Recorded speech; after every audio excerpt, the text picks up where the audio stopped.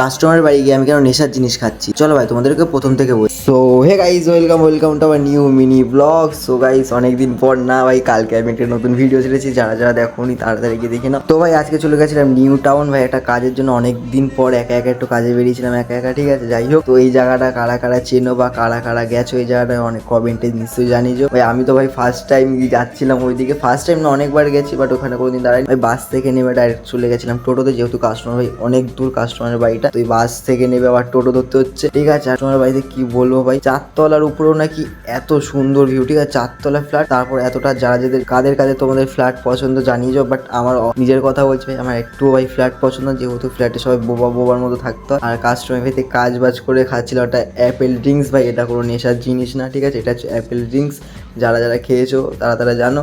আর customer বাড়িতে একটা কুকুর ছিল ভাই, বিশাল পরিমাণে আদর খায়। আর যারা কমেন্ট সবাই হারার মাতে বলে যাও। দেখা হচ্ছে নেক্সট ভিডিওতে, টাটা।